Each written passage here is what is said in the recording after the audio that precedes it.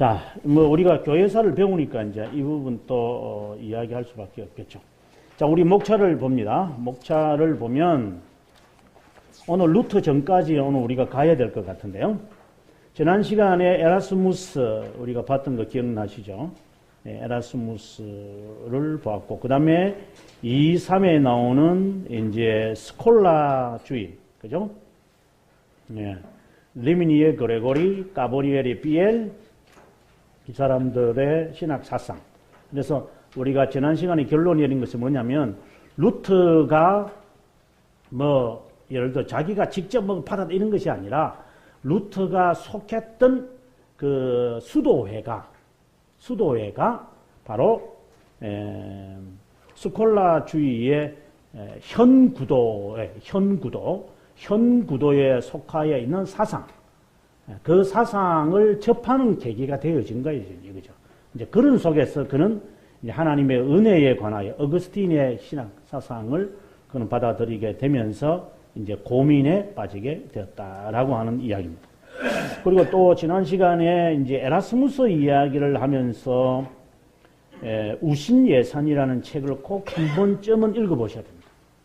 좋은 책은 아니에요. 그러나 한국 교회에 대한 부패와 타락에 대한 것을 절실하게 느끼려면 이 책은 안 돼서가 될 거다 하는 생각을 해봅니다. 근데 이분이 그 외에 또 한 권의 책을 썼다고 그랬죠. 기독교 군사 지침서. 이거는 당시의 기독교인들에게 그러면은 로만 가톨릭에 빠지지 않고 어떤 신앙생활을 해야 될까? 이걸 이분이 제시해요. 그 중에 하나가 뭐냐면 공통으로 드려지는 그 예전이 아니라 혼자 성경 공부하라 이 말이에요. 혼자 기도할 줄 알고. 그래서 기도문을 낭송하지 말고 자기가 직접 하나님과 1대1의 기도를 하라. 뭐 기도 생활. 그 다음에 성경을 어떻게 공부할 것이냐라고 해서 이분이 물론 헬라어로 성경을 이제 신약 성경을 만들었지만 라틴어로 만들지는 않았죠. 예, 그렇지만 그 말은 해요. 성직자들이 무식하지는 말아야 한다. 이제 이 이야기를 이제 하면서 성경 공부를 개인이 성경 공부할 수 있도록 가르쳐야 한다는 것이 여기 기독교 군사 지침서 이 안에 있는 내용들이에요. 그래서 우리가 이것을 보면 지금 우리가 우신예찬을 읽으면서 부패를 지적하고 그것에 대한 대안의 방안을 이분이 이제 에라스무스가 이 책에서 했다 이렇게 보거든요. 그러나 이것하고 종교개혁하고 다른 것이 뭐냐? 이제 그 차이는 분명히 하셔야 돼요. 아무리 에라스무스가 위대한 그 석학이고 당시의 최고의 인문주의자지만 그분이 하지 못한 것은 진리를 재발견하지 못해요. 제도만 바꾸려고 하는 것에 집중되어 있죠. 이게 제가 계속해서 강조하는 개혁운동과 종교개혁의 차이예요. 그러니까 이번에 이제 부산에 지난주 월요일에 부산에 가서 이제 논문 뭐 그냥 글이죠. 글을 하나 말하면서 어느 선교사 같은데 여자 선교사님이 질문하는 것에 대해서 이야기하면서 아직도 이분들 가운데 뭐 그분도 그렇고 다른 분도 마찬가지일 것 같아요. 종교개혁과 개혁이라는 이 말을 잘 개념화가 안 된 것 같아요. 그냥 종교개혁이는 또 제3의 종교개혁이 있어야 되고 제4의 종교개혁이 있다. 이런 식으로만 생각을 하는. 그냥 막 제도만 뜯어고치고 막 그냥 그러면 뭐 개혁이는 이런 것이 마치 종교개혁인 양 사람들 착각 속에 빠지는 것 같아요. 그럼 그런 것 때문에 사람이 죽겠어요? 너무 그렇잖아요. 우리가 중세교회에서 배웠지만 중세교회에서 개혁운동, 클루니 개혁운동 있지 않았습니까? 당시에 로만 가톨릭이 부패해서 그때 그것을 위해서 순교한 사람이 있었어요. 그 순교 안 하거든요. 예를 들어서 로만 가톨릭이 그 부패해가지고 그레고리 7세가 그 독신제도를 제시하지 않습니까? 이것이 하나의 개혁운동이었거든요. 그렇다고 해서 그걸 갖다가 자살하고 막 그럽니까? 너무 가볍게 종교개혁을 아주 가볍게 생각하는 것 같아요. 종교개혁은 그러한 제도, 그리고 에라스무스가 실수가 그거죠. 근데 제도만 바꾸면 사람들이 개혁이 일어나서 바르게 살 수 있을 것이다. 이런 생각을 한다는 것이 이분이 아무리 석학이라 하더라도 제가 볼 때는 한계를 느끼는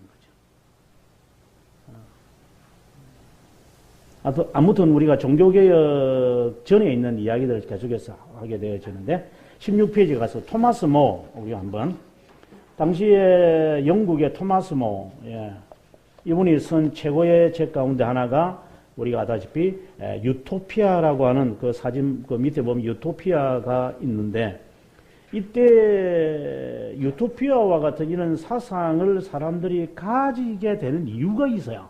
왜냐면 교회가 하도 타락하니까 신대륙의 무엇인가가 이루어지면 어떨까? 이런 어떠한 그 희망을 사람들이 가진 것 같아요. 신대륙. 이제 그러다 보니까 유토피아가 이제 유토피아에 대한 작품을 그가 쓸 수밖에 없다. 이제 이렇게 봅니다. 토마스 모우는 철저하게 그 16페이지 보면 철저하게 이 사람은 경건하다, 인문주의자고 그리고 철저하게 로만 카톨릭 사람이었습니다. 제 밑에 보면은 1499년에 영국을 처음 방문한 데시데리우스 에라스무스와 친분을 가지면서 평생 친구로 지냈다. 에라스무스가 두 번째 영국을 방문할 1506년 두 사람은 루키안의 작품을 라틴어로 번역을 했다. 굉장히 탁월한 분들 같아요. 그 다음에 세 번째 방문할 때에 1509년 칼빈이 태어날 때인데 에라스무스는 우신제찬을 써서 모어에게 선사한다. 이렇게 굉장히 친한 친구다라는 것을 아마 아시게 될 겁니다. 그리고 좀 더 이제 내려가면 밑에서 한 10줄 보면 토마스 모어는 철저한 로마 카톨릭이었고 반종교개혁의 자세를 가졌다는 것이다. 반종교개혁. 종교개혁에 대해서 아주 싫어했습니다. 마침내 모어는 1523년 영국 하원 의회장이 되었다. 랑카스터 공작의 재무관이 되었고 헨리 8세 이혼 문제로 인해서 이 사람이 반대하거든요. 이제 그러다가 이제 이 사람이 물러가는 월시를 대신하여 이건 나중에 다 설명 나옵니다. 우리가 영국 종교개혁 하면서 대법관직에서 월시가 물러나자 그 자리를 대신 갖게 된다. 그럼 제일 밑에 보면은 이제 엠볼린하고 이제 결혼하잖아요. 헨리 8세가 그것에 대해서 이제 이제 하는 거예요.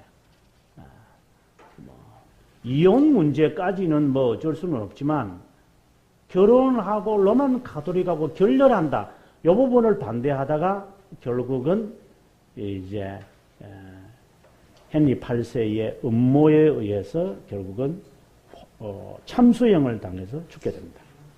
아마 이 영화를 보시면 아마 알 거예요. 천일의 앤이다. 이렇게 영어로는 A Man for All Seasons 이렇게 되어 있는데 본래 우리나라 제목은 천일의 앤이다. 그래서 앤 볼렌이 헨리 8세하고 뭐 사귀고 죽는 기간이 뭐 3년 이래가지고 천일이다. 뭐 이렇게 해서 하는 내용인데 1535년에 이제 죽었으니까 앤 볼렌은 1536년에 앤 볼렌과 이제 헨리 8세도 결렬을 하고 36년에 앤 볼렌도 죽어요. 그러니까 얼마 안 돼가지고 앤 볼렌도 죽어요. 그리고 이제 36년에 이제 영국의 종교개혁이 일어나게 되죠. 하여튼 그 마무리하는 기간에 여기에 토마스 모어가 있다. 이렇게 보시면 됩니다.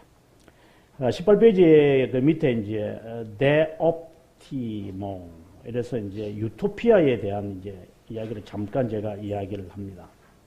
여기 보면 한 5줄 내려오면 1515년에 유토피아를 쓰게 된다. 산상수훈의 영감을 받아서 쓴다. 그는 아메리코 베스푸치와 더불어 항해했던 포르투갈 항해인을 만나면서 이것을 쓴다. 유토피아는 모든 상품을 소유할 수 있는 어느 섬에 대한 이야기다. 화폐가 없어도 사람들은 서로의 필요한 것들을 구입할 수 있다. 크게 둘로 나누는데 하나는 기독교적이지 못한 영국, 그러니까 부패한 영국을 말하겠죠. 둘째, 그 문제들이 보완되어진 공화 정치, 그러니까 왕이 없는 이상적인 이제 나라를 꿈꾼다. 제가 볼 때 이런 꿈을 꾸는 것을 시작한 사람은 플라톤이죠. 플라톤이 그 국가론이라고 하는 책에서 이미 이상적 국가를 그가 택했잖아요. 그가 이상적 국가를 택할 때 가장 키워드가 뭐냐면 세 종류의 그 시민이 있어야 한다. 국가에는 플라톤이. 근데 이제 그 이야기 따라가면 큰일 납니다.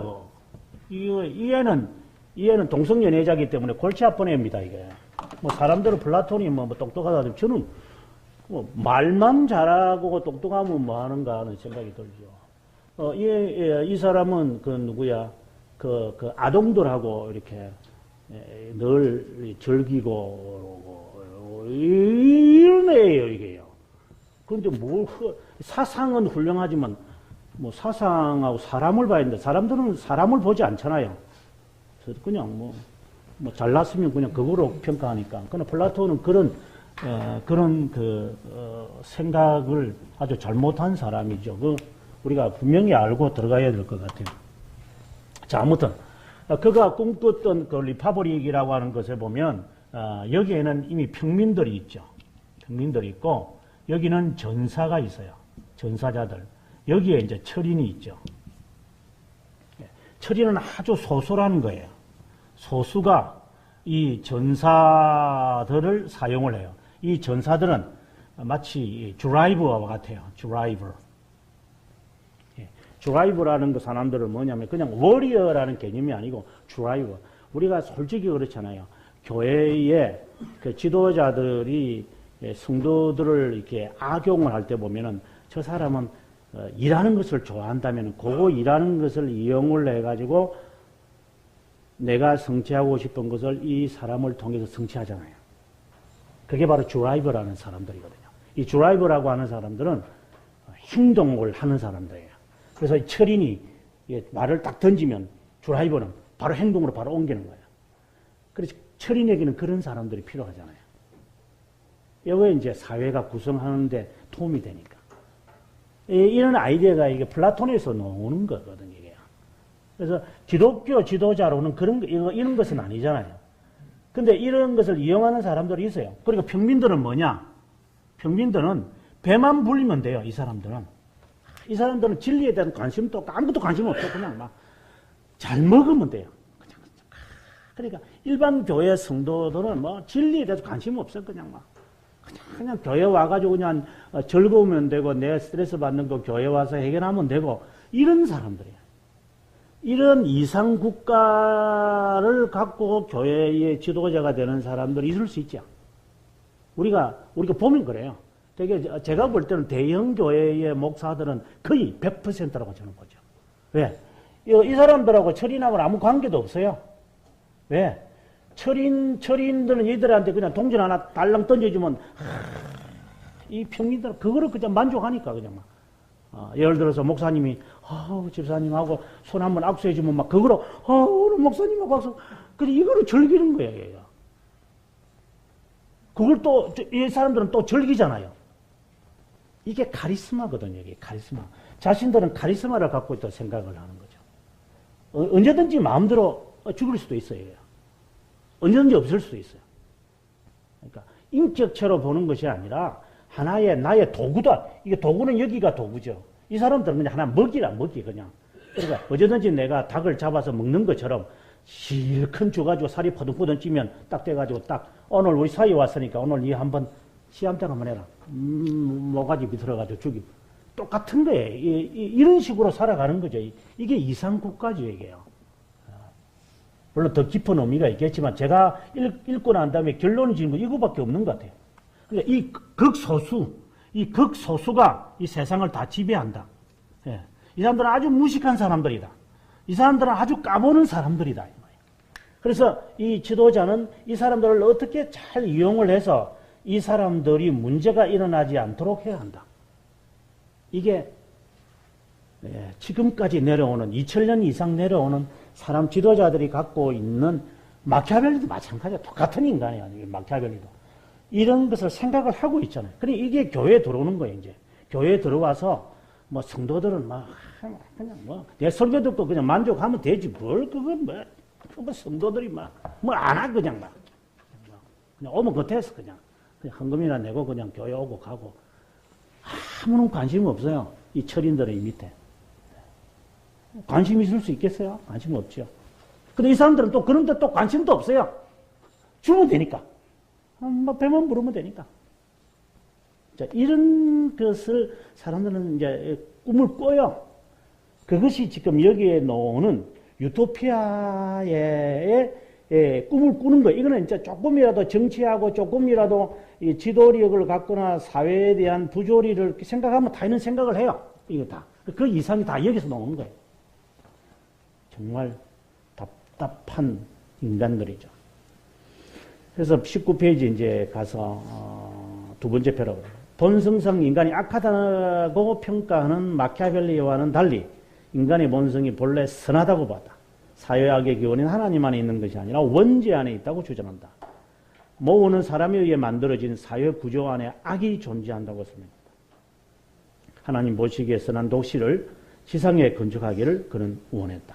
마키아벨리와 같은 시기에 이 책이 쓰여졌다. 모호는 새로운 지식을 염원했던 르네상스 학자이면 틀림없다. 중류 계층의 사람으로 고위직까지 올랐던 행운의 사람이다. 삼수형을 당할 정도로 철저하고 독실한 로만 가톨릭이었다. 그러기에 사이먼 피쉬를 그 외에도 종교개혁자 6명을 루터파인데 화형을 시키고 40명 이상을 검거하여 고문했다. 이게 뭐냐면 자기는 종교개혁을 반대하기 때문에. 그리고 그가 주된 관심은 무엇이었는가? 윌리엄 틴더를 검거해서 화형을 시키는 일이었다. 왜? 윌리엄 틴더이 영어로 성경을 번역하고 그러니까 이게 안 맞잖아요. 그러니까 유토피아라는 것은 자기가 만든 이상의 국가예요. 그렇다면 다른 사람에 대해서 관용이 나오죠. 근데 다른 사람의 관용이 없다는 것은 이 사람이 갖고 있는 하나의 이데올로기에 불과한 거거든요. 다른 사람에게 관용을 베풀지 않고 이러한 일을 한다는 것은 이거는 제가 볼 때는 제가 책에서 말한 거지. 이런 것은 신앙이 아니라 이거는 신념을 신앙으로 가장한 것에 불과하다. 저는 그렇게 봅니다. 그 다음에 또 이제 영국 한 사람을 한 번 더 보면 좋겠어요. 그분이 누구냐면 존 콜린이라고 하는 사람인데 그 뒤에 갑니다. 26페이지, 7페이지에 가서 존 콜린. 이분은 조금 달라요. 조금 다른 분이에요. 이분은 조금 뒤에 이제 있는 것 같죠. 이분보다 조금 더 앞서서 이제 살았던 분인데요. 존 콜린. 어떤 차이가 있는가 한번 보시면 돼요. 세 저줄에 보면. 그가 바랬던 것은 기독교 신학의 회복과 복귀였다. 신학의 회복이었다. 인문주의와 기독교 개혁을 하나로 엮었던 인물이다. 에라스무스에게 영향을 끼쳐 기독교 인문주의자가 되겠다. 에라스무스에게 뭐 영향 끼친 게 아니에요. 좀 더 내려가시면 파리와 이탈리아로 가서 기욤 부대. 이것은 바로 프랑스 종교개혁, 전 종교개혁을 이끌었던 사람이에요. 네. 그 다음에 에라스무스를 알게 되었고, 그 다음에 사보나롤라, 우리 알잖아요. 전 종교개혁자, 화형을 당해 죽는 그 사람의 가르침을 받기도 했다. 근데 조금 다르죠. 같은 시대, 조금 앞선 시대지만, 그러면 좀 더 내려가서, 로만 카톨릭 교회는 그리스도의 가르침과 바울의 가르침을 신비적으로 가르쳤다고 일반인들이 이해하도록 가르치지는 않았다. 근데 이분이 이제 한계를 이제 우리에게 말하는데요. 로만 카톨릭은 대부분의 성경을 알레고리컬하게 해석했지 문자적으로 해석하지는 않았다. 이에 반해 골렛은 영어로 성경을 가르쳤어. 이거는 참 또 대단한 것 같아요. 당시에. 네. 그 다음에 이제 목사가 되어가지고 좀 보면 샌 바울의 목사가 됐다. 샌 바울이보다는 샌 폴로 제가 쓰셔야 되는데 샌 폴 다이아나가 결혼했던 장소죠. 그 샘플 아주 큽니다. 그 샘플의 목사가 되어 대성당의 학감이 되기도 했다. 그래서 학감이라는 게 뭐냐면 당시에는 이때 시대는 특별히 중세 시대는 교회마다 학교가 있었어요. 학교. 그러니까 성직자들을 훈련시키는 학교가 있었다 이 말이에요. 바로 그걸 지금 말하는 겁니다. 좀 더 내려가면 수많은 설교를 남겼는데 런던 대성당에 속한 캔터베리 성직자들의 회의 때 설교하기도 했다. 저 밑에 보면 교회의 파멸을 보며 슬퍼하는 심정으로 설교했다. 그러면 설교 내용은 무엇인가 하면 먼저 이제 부패를 지적했겠죠. 뭐 당연히 부패를 지적합니다. 그 중에서 특별히 4가지를 하지 마라. 첫째, 사악한 자만심, 현세욕, 탐심, 직업. 그러니까 성직자들이 이러한 일을 하지 마라 라고 하는 이야기를 주장을 합니다. 그 다음에 제일 밑에 줄에 종교개혁에 어떤 영향을 끼쳤는가. 공식적으로 로만 가톨릭과 결렬하지는 않았다. 사제의 고백과 성직자들의 독신제도를 부인하는 면에서 개혁자라고 할 수는 있다. 영국에서 막강한 학문과 권력을 가진 자로서 인문주의 운동을 이끌었다고 말할 수 있습니다. 좀 더 내려가면 종교개혁에 끼친 가장 큰 공헌은 그리스어로 신약 성경을 읽게 하고 옥스퍼드에 있는 학생들에게 영어로 성경을 번역시킨 것이다. 자신도 런던에 있는 샘폴 대성당에서 영어로 성경을 읽곤 했다.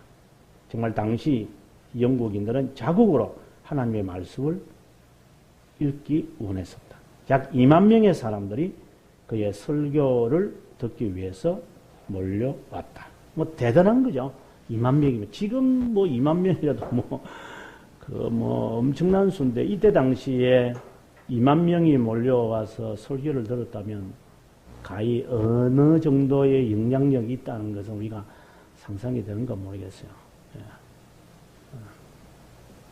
제가 제 평생에 5,000명, 한꺼번에 5,000명 앉혀놓고 설교한 적은 있어요. 5,000명 엄청나대요, 5,000명. 야, 지난 4월달에 갔을 때, 한 3,000명 앉아, 3,000명도 상당한데, 근데 5,000명 안전돼서 설교하면 하니까요, 야, 제가, 사람이 좀 흥분하게 되대요. 사람이 흥분이 되는 것 같아요. 그래서, 이거, 그렇구나. 참, 이거 골치 아프겠다 하는 생각이 들어요. 그런데 참 허탈감이 있어요. 흥분은 됐어요. 내가 설교를 했는데. 이제 마치고 난 다음에 인격적 교제가 없을 거잖아요. 너무 재미가 없어. 마치 영화 보는 것 같아. 영화 보고 막 눈물 찔찔 흘리는데 밖에 나와가지고, 잘 봤다. 그러는데 끝난 거. 그거 똑같아. 그 스크린이 있는 남자가 뭐 나를 아는 것도 아니고, 스크린이 있는 여자가 나에 대해서 아는 것도 없잖아요. 근데 그것과 같은 느낌을 받는 것 같아요. 너무 재미가 없는 거예요. 수요를 하고 난다. 보통 그렇잖아요. 선거 딱 마치면 그 뒷문으로 샥 해가지고 생치처럼 빠져나가거든요. 너무 재미없잖아요. 설교를 하고 나면 성도들하고 이렇게 인사도 하고 교제도 하고 어떤 데는 부둥켜 안기도 하고 이런 재미가 없이 무슨 생치처럼 설교만 하고 그러면 교수나 마찬가지지 않나 하는 생각이 들어요. 좀 그런 마음은 들어요. 근데 뭐 2만 명의 사람들이 몰려와 설교했으니 아마 존 콜레도 당시에는 아마 제가 볼 때는 최고의 카리스마를 가지지 않았을까. 뭐 그런 위대한 인물이라고 저는 생각을 합니다. 자, 그 다음에 계속해서 보면, 동시대 인물로서, 그의 친구이기도 하지만, 또 영향을 받은 사람이지만, 프랑스의 전 종교개혁자들이라고 말할 수 있는 자크 베블 데타플. 이 사람은 나중에 칼빈도 만나죠. 여기 보면 기욤 파를 좀 더 내려오시면, 기욤 파렐이 그의 학생으로서 이제 공부하게 되고 나중에 칼빈도 이제 도망을 다닐 때 르페브를 만납니다. 칼빈도 좀 더 내려가시면은 이제 르페브는 시편에 관한 글을 1509년 신약과 성경을 프랑스어로 1530년 사이에 성경 공부에 몰두했다. 그리고 사복음서에 대한 주석이 1522년에 나왔다. 야, 이런 것들은 정말 대단한 것 같아요. 종교개혁자들이 감히 엄두도 못 내는 책들이잖아요. 예, 지금 종교개혁 한참 할 때 1522년이니까 바울 서신 주석은 1512년이면 종교개혁이 일어나기 전이에요, 이 사람. 보통 분들이 아닌 것 같아요. 이게 대따풀도. 르페볼이 이미 23년에 신약 성경을 번역했다. 루터는 신약 성경을 이제 1524년 9월이라 해가지고 9월 성경이 있어요. 근데 이미 이분 또 성경을 번역을 했다. 그래서 뭐 루터의 성경 번역이 그렇게 위대하다 이렇게 우리가 말할 수 없죠. 예. 뭐 사람들은 어쨌든 그 루터를 띄우기를 하기 때문에 루터 아니면 없는 것처럼 보이지만 실제로 교회사에는 훌륭한 분들 많죠. 그 다음에 구약 성경은 28년에 이제 끝낸다. 그런데 루터 같은 경우는 30년이 넘어가서 이제 이게 번역을 해요. 그러니까 르페볼 같은 경우는 이미 신구약 성경을 이미 번역하신 분들이죠. 그런 거 보면 굉장히 훌륭하신 분들이다. 보통 그 인물이 아니다. 이런 생각을 들어봅니다. 그 다음에 이제 좀 더, 우리가 봐야 될 사람들은 교회와 관련되어 있는 분들은 아닌 것 같아요. 그래서, 이제, 종교개혁이 일어나기 전에 인물, 방금 우리 봤던 그 다음에 존 콜렛, 에라스무스 이 정도 보고, 그 다음에 이제 우리가, 교회에 대한 것을 우리가 봤으니까 좀 넘어가서요. 사회적 상황을 한번 봤으면 좋겠어요. 30페이지 가겠습니다. 이거는 우리가 상기적으로 아는 거기 때문에 코페르니쿠스에 대한 이야기인데요. 코페르니쿠스의 지동설 43년. 이것이 종교개혁에 영향을 줬다고는 저는 생각하지는 않아요. 그러나 일반인들에게 이 생각을 바꾸게 했다는 것은 사실인 것 같아요. 그래서 제가 코페르니쿠스의 학설을 이야기하고 그 다음에 31페이지에 가보면 천동설, 프톨레마이오스의 천동설 이야기를 하게 되어집니다. 그 다음 페이지에 넘어가면은 보통 영어로는 프톨레미라고 하는데 톨레미의 그 천동설의 그림을 한번 보시면 지구가 중간에 있고 아니가 하는 이야기를 보시면 아마 상당히 흥미 있을 것이라 봅니다. 그 다음에 32페이지에 프레스트 요한 요 부분에 대해서 우리가 마르코 폴로만 알고 있는데 이 부분에 대해서도 좀 알았으면 좋겠다 생각합니다. 자, 한번 읽어보겠습니다. 프레스트 요한은 제 밑에 줄이죠. 32페이지 동방의 전설적인 기독교 국가를 세웠다고 합니다. 프레스트 요한은 모든 기독교인들에게 이교도들에 대하여 성전을 선포했다고 합니다. 하지만 실제로 동방의 기독교 국가나 프레스트 요한이라는 사람은 없었다. 그냥 신화일 뿐이다. 당시의 유럽인들은 프레스트 요한이 실제로 존재했다고 믿었고 발견의 시대를 일으키는데 충분했다. 1415년 포르투갈 탐문가들은 아프리카 해변에 기독교인들을 찾으러 갔다고 합니다. 요즘도 보면은 좀 그런 거 있잖아요. UFO가 있다, 이라고, 이런 사람들이 있는데. 프레스트 요한이라고 하는 사람은 어떤 사람이냐 하는 이야기를 제가 쭉 설명을 이제 하고 있습니다. 나중에 한번 보시길 바라고요. 그 다음 페이지 이제 넘어가서 마르코 폴로에 관한 이야기를 한번 보겠습니다.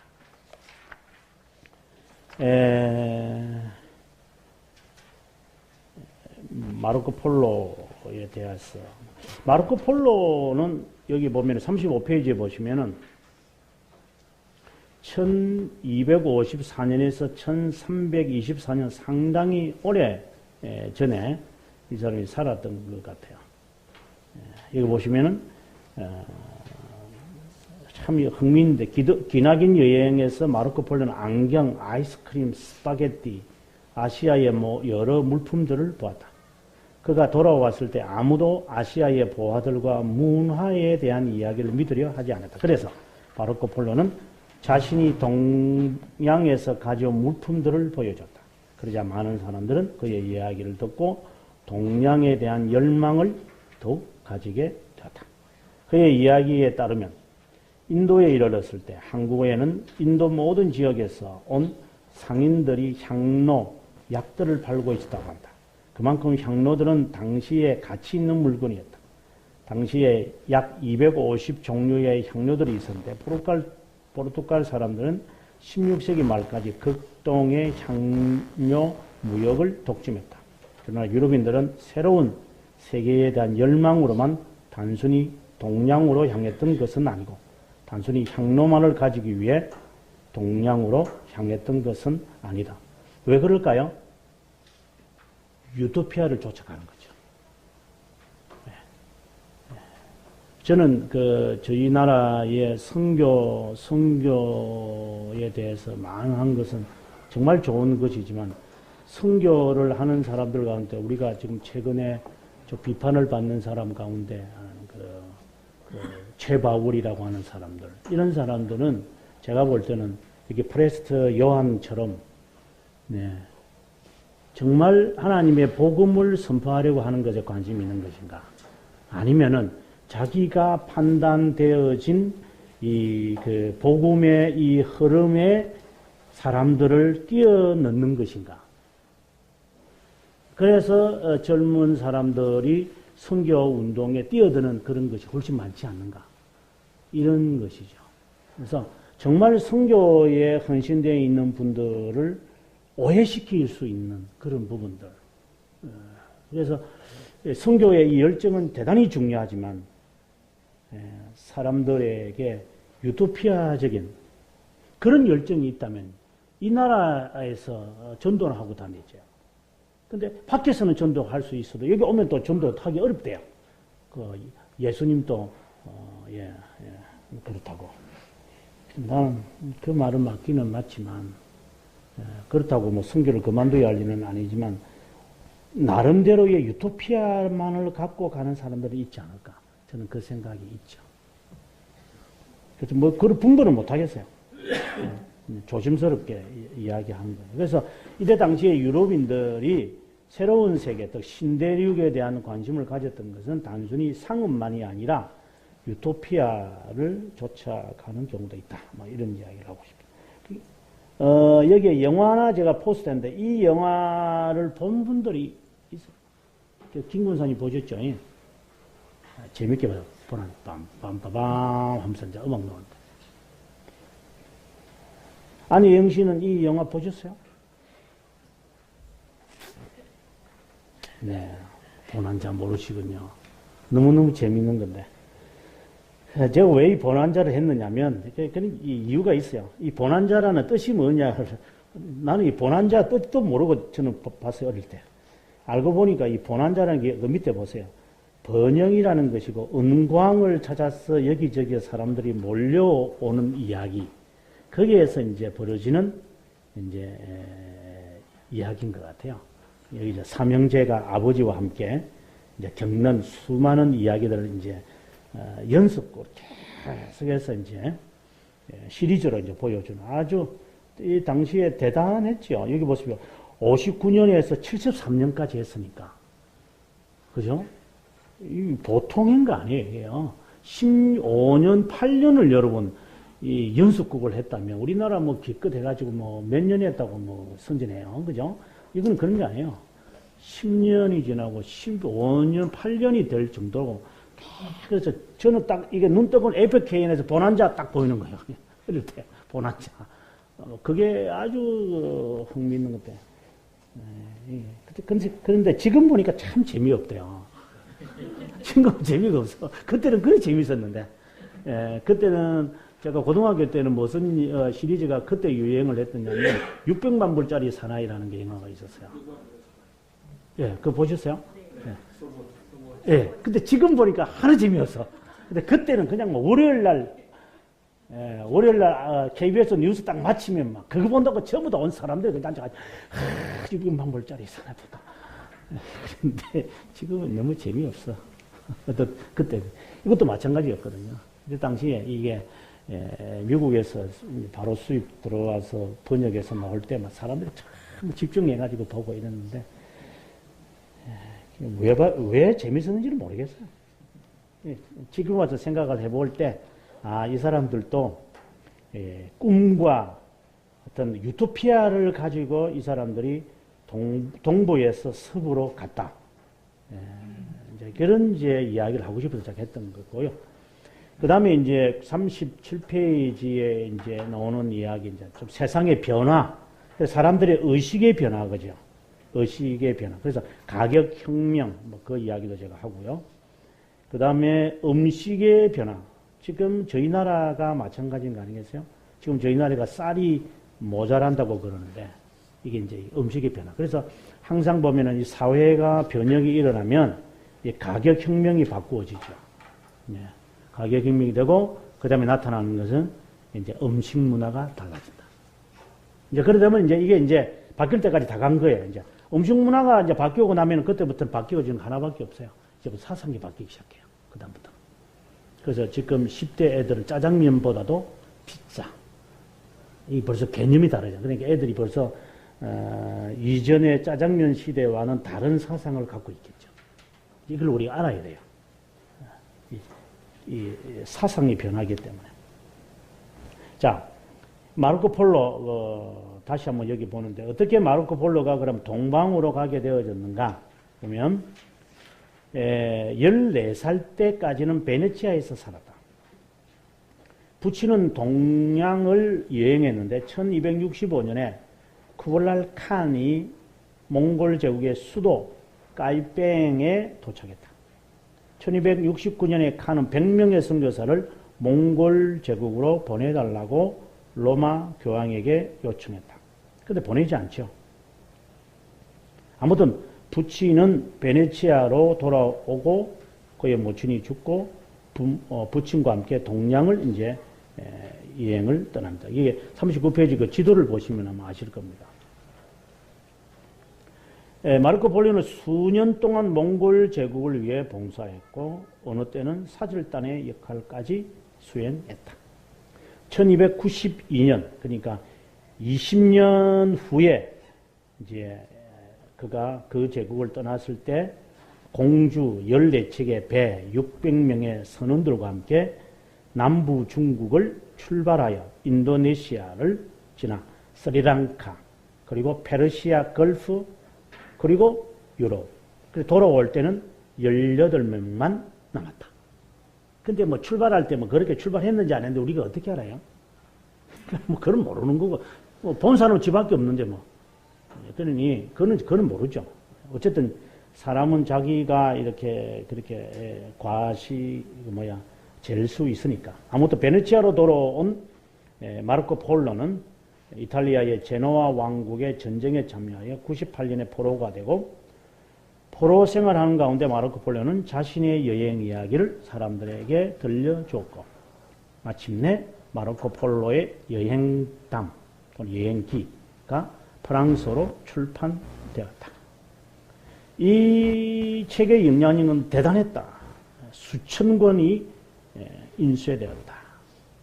마르코 폴로는 지리학 탐험에 영향을 줬고 크리스토프 콜럼버스에게 영향을 끼쳤다. 그는 마르코 폴로의 책을 읽으면서 줄을 달았다. 1324년 마르코 폴로는 세상을 떠나면서 자신이 목격했던 것의 반도 책에 쓰지 못했다고 한 사제에게 고백했다고 한다. 제가 이제 이 지금 종교개혁의 전 분위기를 지금 계속해서 제가 말하고 있는데요. 사람들은 자꾸 지금 이제 교회에 대한 환상이 무너지면서 바깥 세상에 대해서 관심을 갖고 의식의 변화가 일어났다. 이제 그렇게 우리가 정리를 하고요. 이제 39페이지 제일 밑에 보면 이제 마침내 종교개혁에 직접적인 영향을 준 구텐베르크의 인쇄기가 발견이 됩니다. 그 다음 페이지 한번 봅시다. 40페이지 보시면 구텐베르크의 인쇄기, 여기 마인츠에 있는데요. 이 마인츠에 가니까 그 인쇄기가 만들어 놨겠죠. 가서 실제로 실습할 수도 있습니다. 나중에 한번 가셔서 한번 해보시면 좋겠습니다. 그 밑에서 넷째 줄에 보면 라틴어로 된 구텐베르크 성경이라 부른다. 이게 1456년에. 근데 이런 책이 인쇄되지 않았다면 여러분 전부 필사본이잖아요. 그 전까지는요. 그러니까 성경이라는 것은 필사본밖에 없어요. 그런데 이것이 인쇄되니까 이제 결국은 이게 종교개혁에 큰 그 단초를 제공하게 되는 거죠. 저는 이게 하나님의, 저는 루터의 위대성이 아니라 이 분위기 자체가 지금 다 그래 만들어져 가는 거예요, 지금. 사람들의 새로운 생각, 의식이 깨어지지, 교회는 부패해져 가지, 그리고 사회는 동양과 서양이 서로 교류하면서 그냥 혼란스러운 그런 상황, 그리고 이러한 책들이나 성경들이 프랑스어로 번역이 되어지고 이렇게 되면서 이제 진리에 대해서 이제 깨닫게 되니까 사람들이 이제 이것을 로만 가톨릭이 감당을 못하는 거죠. 이런 하나의 분위기 같아요. 예. 그 다음에 신학적인 이야기, 우리가 신학의 지난 시간에 우리가 봤습니다만은 그 신학의 그 배경이 있었기에 이제 이 진리에 대한 이 추구함이 이제 당연히 있었다라고. 제가 지난 시간에 이제 교회에 대한 이야기 하다가 이제 마무리 못한 게 47페이지에 가서 교회가 이제 타락을 냈을 때 아비뇽 유수가 일어났다. 그 아비뇽 유수의 48페이지 보게 되어지면은 교황들의 제가 이름을 제가 쭉 써놨어요.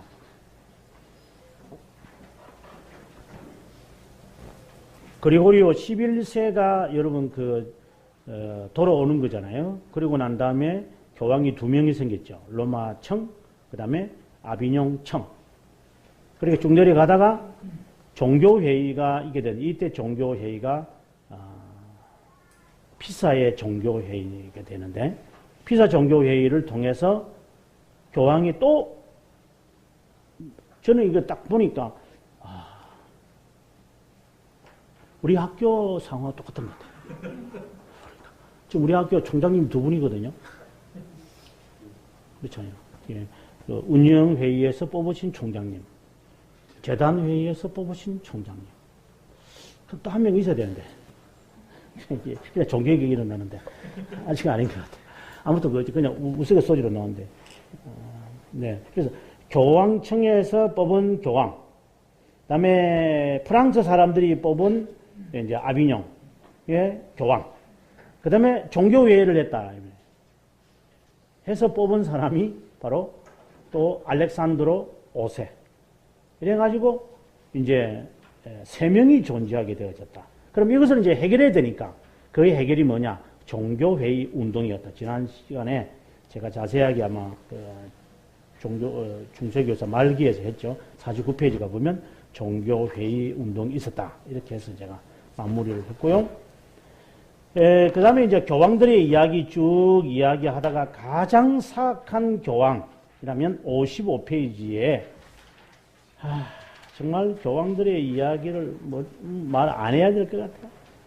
55페이지에 그 체사라를 맞이하는 알렉산드로 6세, 자기 딸이거든요. 참 아들이고 체사라고. 그 다음에 이제 그 딸이 또 나와요. 그리고 그 위에 조금 가시면은 이 사람은 항상 섹스 파티를 했다. 72세의 세상을 떠날 때까지. 예. 이런 정말 타락한 그러한 교황이었다. 근데 교황이었어요. 54페이지에 보면은 식스토 4세가 죽고 그 다음에 이제 이노첸초 8세가 된데 이 사람은 이 있는 그대로예요. 이런 식으로 당시의 교회가 유지가 되어졌어요. 족보. 그러니까 자기 숨겨놓은 아들이죠. 숨겨놓은 아들을 교황으로 세운다거나. 이런 것이 당시에 족벌 체제가 당시에 상당히 많아져요. 그래서 그 54페이지 중간에 조금 위에 가보면 동족 등용이라는 말을 제가 썼잖아요. 족벌주의. 목사님들이 은퇴하시면서 자기 아들에게 교회를 안겨다 주는 거, 이것은 제가 볼 때는 이거는 범죄라고 봐요. 교회가 범죄를 저지르고 있다. 훌륭한 목사님들을 보면 뭐 아예 은퇴를 딱 하는 순간 교회를 떠난다 이런 이야기를 제가 많이 들어요. 최근에도 홍정일 목사님 그 교회에 가서 이제 이런저런 이야기를 하다가 홍 목사님은 자기가 은퇴를 하고 뭐 후임을 뽑든 말든 간에 바로 저기 지금 가평에 사시거든요. 가평에 가서 그냥 산다. 교회 아예 안 온대요, 그냥. 교회 아니 안 온다. 그래서 자기들끼리 이제 목사님을 선출해서 지금의 훌륭한 박 목사님을 이제 담임 목사님을 했다 그러는데, 이 정말 목사님들은 실수하고 있는 것 같아요. 지금 저기에 동네 이름이 뭐죠? 명일동. 진짜 유명한 동네거죠. 명일동. 하여튼 그런 것은 제가 볼 때는 교회가 정말 답답하다 하는 생각을 가져봅니다. 자, 이제 독일로 가야 됩니다. 이제 독일로 가는데, 그러면 현재 독일에서 어떤 상황이 되어졌기에 이게 마틴 루터가 등장하게 되어졌을까 하는 건 이야기인데, 또 그냥 하나만 이야기하고 오늘은 마무리하고 다음 시간에 우리가 이제 2월 말에 같이 다시 공부를 해야 되니까, 먼저 사회적 상황을 먼저 보시는 게 좋을 것 같아요. 사회적 상황만 이야기할게요. 그 중에 까를 5세, 이 사람이 당시에 황제인데, 이 사람이 1530년에 즉위를 합니다. 즉위. 황제가 1509년에 됐어요. 황제는. 근데 즉위를 1530년에 해요. 그러니까 이 사람은 어디 출신이냐면, 이 사람은 스페인 사람이지만, 이 사람이 태어난 곳은 네덜란드예요. 이게 이제 아는 게 참 중요해요. 이게 이제 종교개혁사, 사회적 상황을 이해하는데 아주 중요한 건데, 이 사람은 태어나는 것은 네덜란드고, 죽은 것이 아니라 자기의 출신은 스페인 합스부르크예요. 그리고 자기 아버지 펠리페 1세가 있는데, 이 사람은 빨리 죽어요. 그 위에 막시밀리안이라고 하는 이 황제가 이제 스페인 사람인데, 이 사람이 자기 아들에게 줬는데 이게 뭐 빨리 죽어버리니까 26살에 죽어버리니까 이제 어린 나이에 이 사람이 된 거예요. 자, 그러다 보니까 이 황제의 자리가 불안한 거예요. 그래서 이 황제의 자리가 불안할 때에 이 황제가 되기 위해서 뛰어든 사람이 두 사람이 있었는데, 한 사람은 프랑스와 1세, 그 다음에 이제 나오는 것은 독일의 작센의 선제후였던 프리드리히, 이 사람. 이 두 사람이 이제 황제가 되고 싶은 거예요. 왜? 요 애가 지금 나이가 어리니까. 이제 이 속에서, 불안한 속에서 이 까를 5세가 이 루터가 등장을 했을 때 없애지 못하는 거예요. 이것도 하나님의 섭리 같아요. 사회 정세가 아주 불안하게 되어져 가지고, 또 까를 5세는 독일 사람이 아니거든요. 그러니까 독일 사람들이 왜 우리가 스페인 사람들의 지배를 받아야 되느냐, 이런 것에 대해서 굉장히 관심을 많이 가졌어요. 이제 그런 속에서 이제 루터가 등장을 했고, 루터는 아다시피 프리드리히 세웠던 그 1502년에 세웠던 비텐베르크 학교의 교수였잖아요. 그러니 내 밑에 있는 교수를 황제가 마음대로 하면 이분의 자존심이 지금 걸려 있는 거니까, 그래서 모든 사회적 상황이 루터를 감히 어떻게 하지 못하게 만든 상황이 된다.